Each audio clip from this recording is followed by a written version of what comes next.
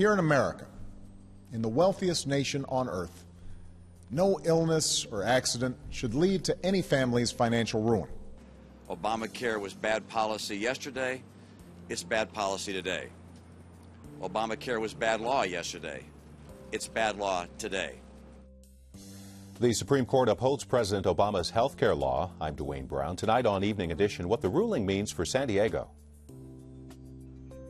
I'm Joanne Ferry, and Congressional Republicans are angry about the decision, but one from San Diego says he won't vote to repeal the Affordable Care Act. We'll talk with him tonight. The court also ruled today on a law against lying about military medals. Veterans groups are not happy with the decision. And a picture is worth 1,000 words, and for young kids in southeastern San Diego, the words are stay in school. KPBS Evening Edition starts now.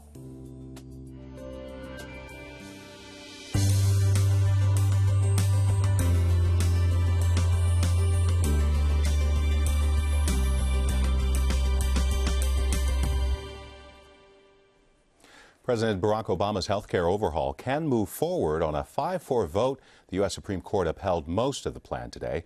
KPBS health reporter Kenny Goldberg is in the news center. The court upheld most of the health care law today, Kenny, but not all of it. What didn't they like? The court decided to throw out the provision that would have required states to expand their Medicaid program or face a federal penalty. So now states can choose not to expand their Medicaid program, although California has already decided it's going to go full speed ahead to add about 2 million more people to Medi-Cal, and they're going to receive a lot of federal money that will enable them to do it. But the justices upheld the most controversial part of the plan, right? They absolutely did. They said that the individual mandate is constitutional, so the basis of the Affordable Health Care Act is intact. And California had a lot at stake with this ruling today. Absolutely. We have more uninsured than any other state. There's a lot of federal money invested already in trying to get California ready for the Affordable Health Care Act, which really kicks in full in 2014. And so California's, as I said, has really embraced it from the beginning, and it's ready to go full speed ahead on it. KPBS healthcare reporter Kenny Goldberg. President Obama is declaring victory with today's decision. He says the Affordable Care Act will make people's lives more secure. I'm as confident as ever that when we look back 5 years from now, or 10 years from now, or 20 years from now, we'll be better off because we had the courage to pass this law and keep moving forward. Republican presidential candidate Mitt Romney says repealing the act will be his first priority if elected. He says it means more taxes, cuts to Medicare, and trillions of dollars added to the federal deficit. What the court did today was say that Obamacare does not violate the Constitution. What they did not do was say that Obamacare is good law or that it's good policy. We asked some San Diegans what they thought about the court's ruling today. I think that it's a good idea, only because I think everybody should have medical care, and also because, you know, there's been a lot of issues with people not having health care, and then taxpayers would have to pay for that. I thought it was fair and appropriate. If anybody's trying to solve the health care problem, it's Barack Obama, and nobody else seems to be caring too much about it. So the fact that it was upheld is wise. Well, I have mixed feelings about it because I'm a veteran, and I really think that the healthcare system for civilians should be modeled, you know, towards VA healthcare. But I'm kind of in between because, you know, my parents are pushing 62. They're on Social Security. They're getting ready, you know, to retire. They're going to need to use, you know, Medicaid. But when you get to the essence of it, I don't think healthcare should be forced on all Americans. Now, for more on what the High Court's decision means for San Diego, Joanne Ferry has some analysis with her guests at the roundtable. Joining us to explain the court's decision and what it means to those who already have insurance in San Diego and those who don't are Glenn Smith, professor of law at California Western School of Law, and Gregory Knoll, executive director, Consumer Center for Health Education and Advocacy of the Legal Aid Society. Thank you both for being here. You're welcome. Glenn, let's start with the individual mandate. Of course, this was the critical part of this health care law. The court said it's okay if you call it a tax. What does that mean? They basically said is that there are fewer even possible limitations on Congress's taxing power, because taxing is the ultimate political power to decide, to make Americans pay money. And so courts have generally been more hands-off in that area than recently in the commerce area. So they said this operates really like a tax. I mean, there's no true mandate to buy insurance. Nobody's going to come force you to show your insurance papers. But if you don't buy insurance by 2016, you pay a tax somewhere between $695 a year and 2% of your income.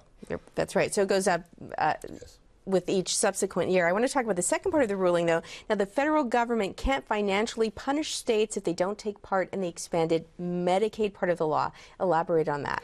Well, the states, 26 states, made the argument that because it was an all-or-nothing choice, they either had to participate in the substantially expanded Medicaid or lose all the Medicaid program, all the government support, and that was too coercive a choice.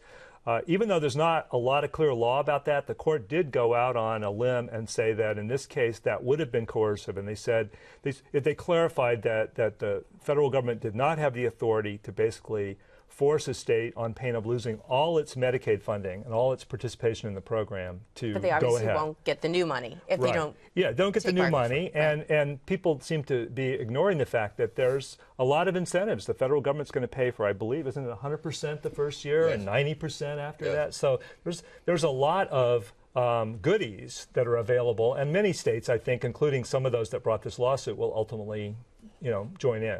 Greg, let's bring you into this. And the people of San Diego County, we know there are about more than 500,000 people without insurance? 515,000 uninsured people. So how will upholding this law, what parts of it will now start to include those people and give them insurance?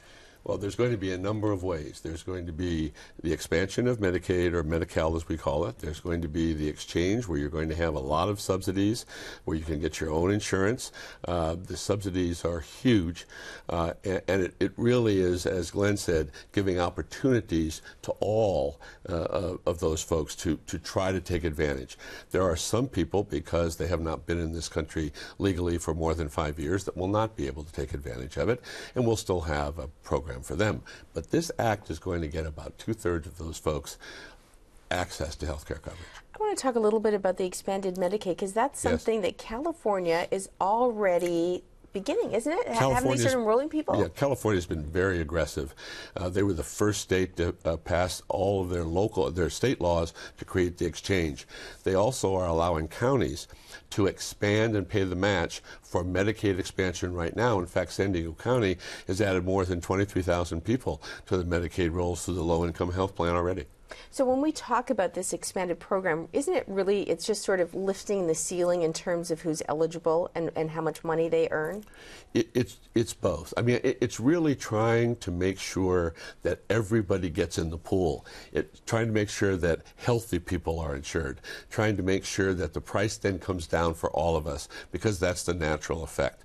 With all of the things that are already implemented, this decision today allows all of those to go forward, and then for all of the other ones that come into effect in 2014. I throw this out to both of you. Now, these two things aren't the only things in this law, right? There's other things about kids under 26 can stay on their parents' health care insurance. Right now, millions of young adults between 19 and 26 have found health coverage by being on their parents' coverage. Right now, children that have pre-existing conditions cannot be denied insurance and cannot have outrageous premiums because of their pre-existing condition. There are people in San Diego County who have 5-year-old kids who have been sick all their lives, and they have had to pay out of pocket $10,000, $20,000. What this means is people will not go bankrupt to access health care for their children. Now, Glenn, this was somewhat of a surprising ruling. I think that's most of the analysis has said that. Yes.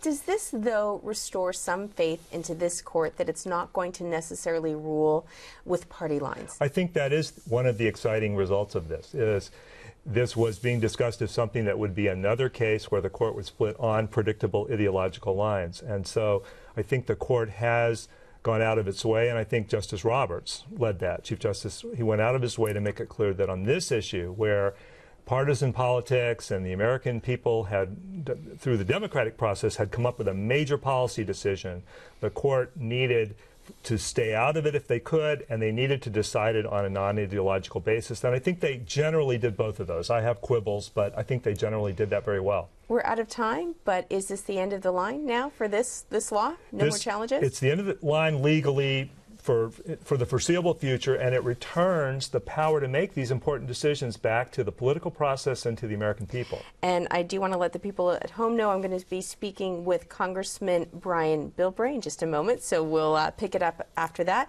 And also then go to the website, kpbs.org. I know there's a much longer conversation with both of you. Thank you so much for being here. You're welcome. Thanks for having me. Another high court ruling is getting a lot of attention from veterans. Today, the Supreme Court struck down the Stolen Valor Act. That law made it illegal to lie about being the recipient of military medals. Beth Ford Roth is author of the Home Post military blog. She joins us from the News Center. So, Beth, how did this case actually get to the high court in the first place? Well, this started with a man named Xavier Alvarez, who served on a Southern California water board. Now, he claimed he was a decorated war veteran and a Medal of Honor recipient. His claims violated the Stolen Valor Act of 2005, which made it a crime to claim that you've been awarded military medals. Alvarez pled guilty to the charge, but reserved the right to appeal, and he did appeal all the way to the Supreme Court. In addition to ruling that the Stolen Valor Act is unconstitutional, the court also asked that Alvarez's conviction be vacated. And what kind of reaction are we getting from supporters of the Stolen Valor Act? Well, many veterans groups, including the American Legion, are very displeased. They're holding out hope, though, that a differently written version, a more narrow version of the law, might hold up to constitutional muster in the future. KPBS Home Post blogger Beth Ford Roth. San Diego Congressman says Defense Secretary Leon Panetta has promised a thorough review in the case of a fallen Marine denied the Medal of Honor. At issue is whether or not Sergeant Rafael Peralta was conscious when he pulled a grenade to his body during a battle in Iraq. The initial review said he wasn't, but new evidence contradicts the finding. Congressman Duncan Hunter says he's spoken to Panetta about the case and says he's encouraged by the Secretary's response. California officially has a new budget. Governor Jerry Brown signed the spending plan late last night. It relies on voter approval of his tax initiative in November and includes deep cuts in social services, including a 2-year time limit for CalWORKS recipients, elimination of the Healthy Families program for low-income children, and a cut for in-home care. The plan also calls for an additional $6 billion in cuts if the tax measure in November fails. Most of those cuts would come from public schools. Failure of the tax vote could also cut millions from the University of California, but for now, UC's president says he won't ask to raise tuition. A 6% increase was expected to be passed next month. It's been put on hold as part of the state budget deal. State parks were also facing sizable cutbacks, but the Parks Department says it's made deals to keep most of them open. Turning to local governments and nonprofits for funding, 2 of the SAVE parks are in San Diego County, Palomar Mountain and San Pasqual Battlefield. 5 parks are still scheduled to close on Sunday, but officials say they're still working on deals to save them as well.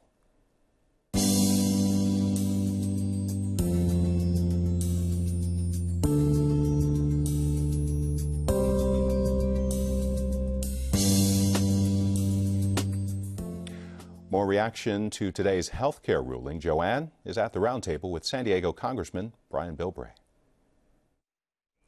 Not a single Republican voted in support of the Affordable Care Act back in 2010. That includes San Diego Congressman Brian Bilbray. He joins me from Washington. Thank you, Congressman, for taking the time. Great to be with you. Now, we know that the House Majority Leader Eric Cantor says the House would vote to repeal the health care law. Where do you stand on this? Well, I've actually introduced a bill with Congresswoman Maloney, a progressive from New York, to take the suntanning tax from the Obamacare funding and shift it over to melanoma research. So we're looking at the fact that right now the projections of the cost of the health insurance system, and you understand this is not a health care system, it's an insurance system, is about twice of what was projected when it was passed, and the revenue for it, the ability to pay the bills, is about half of what it is. So the real crisis here in this system is Washington has promised a lot, and now we don't know how we're going to pay for it. So just to clarify, you wouldn't vote in support of repealing this law, because there is part of the law that really your new legislation relies on. And to follow up on that, when you talk about cost, now according to the Congressional Budget Office, it says this law will actually save money in the long run, that if you look over the next 10 years and 20 years, it actually helps to reduce the deficit. No, it actually double counts Medicare money, and it has 10 years of taxes with only 6 years of services provided. So the first 10 years, you've got sort of the sham of being able to tax for 10 years that only provides services for 4, and that may look good initially, but when you go with long-term projection, the cost is actually doubling up on what we projected it was going to be. And that's one of the items that really comes down with this. And now with the Supreme Court ruling today saying the individual mandate is not constitutional, but the Congress does have a right to tax the middle class any way we want. This is probably the largest tax specifically on the middle class we have ever seen, at least in our lifetime. I want to bring it home to San Diego now, because of course you represent San Diego voters. Here in this county, the law means that 200,000 of the county's 600,000 uninsured will have health insurance. How do you tell them that's not a good idea? Well, because if they don't have doctors in the next 5 to 10 years to go to, an insurance company, doesn't, you don't worry about that. Also, the fact that we've got the companies that are being taxed severely. The people that making the medical devices and stuff, they're being hit hard with this issue. But the biggest issue, as anybody would say in the environmental community, it's a promise that's not sustainable. When you say, we'll give you insurance, until what time and when does the money run out? There was a big reason why California had not gone to universal health care. There's no way that California, if they could afford it, wouldn't have done this a long time ago. But the problem is you got to cut the cost of health care. And there's 2 things that need to be done. The Republicans have got to be willing to take on your insurance companies and break up the state monopolies, allow cross-state purchase for consumers. But the Democrats have got to look their friends and their major contributors in the eye and tell the trial attorneys that, look, you can't be taking out as much as you are. That why does somebody on Medicaid have more right to sue than a Marine serving his country? So we need to do both of those things before any of this is going to be affordable. I want to step in here. We haven't got a lot of time, but you have been public about your own family's experience with the healthcare system. We know that your daughter has been struggling with cancer and she has insurance. But if not for this law, your daughter going forward would have to buy her own insurance. She would be uninsurable. How do you respond? Oh, absolutely. That is why I said that we've got to sit down before we make the promises that Brianna, who's going through cancer treatment right now as we speak, we've got to be able to afford to pay those prices, or she won't have any health care coverage in the next 10 years. And that's where both sides, again, have to figure out how to lower the cost. And just forcing everybody into one big pool that's sinking doesn't solve the problem. What it means, Republicans have got to tell their friends, the insurance companies, we're breaking up your monopoly. But the Democrats have to tell their friends, the trial lawyers, to say, look, we can't afford to have the kind of litigation and make the system cost effective. And I know this. I have to leave it there, Congressman. We're out of time. We're out of time. I'm going to have to leave it there, but thank you so much for being with us. Thank you very much. KPBS asked the other members of San Diego's congressional delegation to be on tonight's show. They did not respond to the invitation, but we do have some written statements. Republican Darrell Issa says the court contradicted Democratic claims the act was not a tax. He says today the Supreme Court ruled it was in fact a tax. This tax was imposed on the American people during an extended recession and is one of the many reasons our economy remains stagnant under President Obama's leadership. And Democrat Susan Davis says the ruling is a step in the right direction to ensure all Americans have health insurance. She wrote, those paying for their health insurance should not continue to have to pay for those who don't. We have much more about today's Supreme Court ruling on our website, kpbs.org.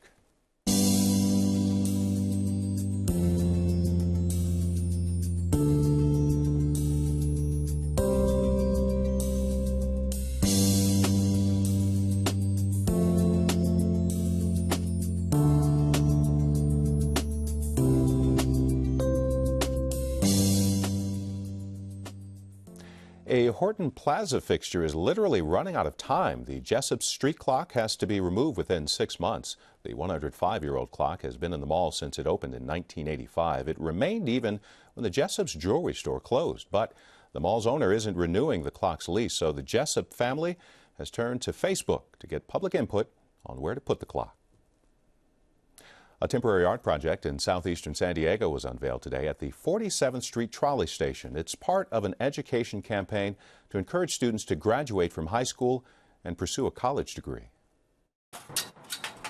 Educator and artist Ray Kinney from O'Farrell Community School is literally changing the face of the neighborhood he grew up in. I actually used to skateboard in the ditches right here before it was actually the trolley station, so it was just a drainage ditch.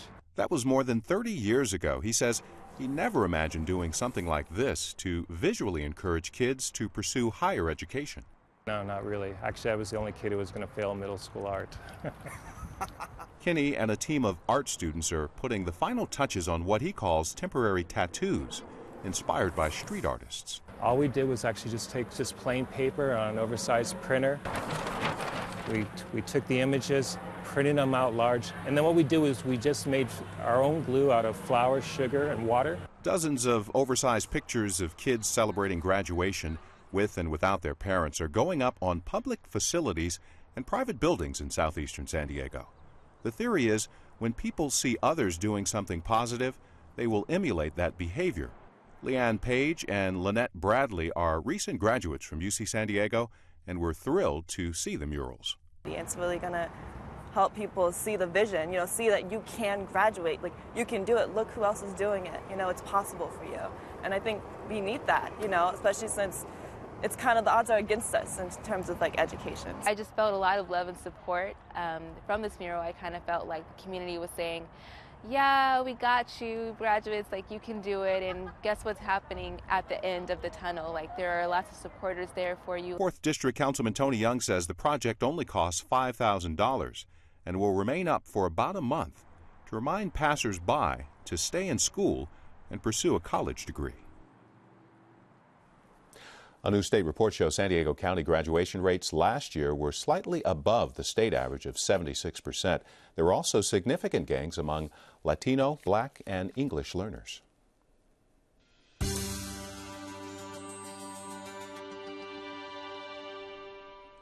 Tonight in the public square, remember that car we've been following from Germany to Las Vegas? We have another update.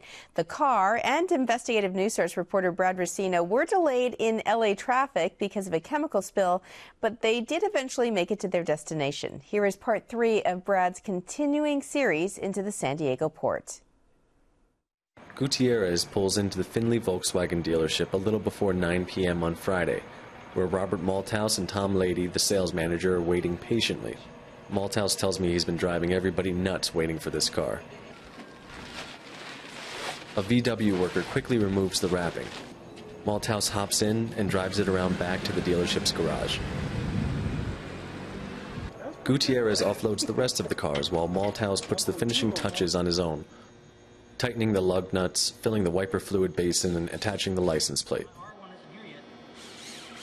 When he finishes, he changes quickly out of his work clothes and hops in.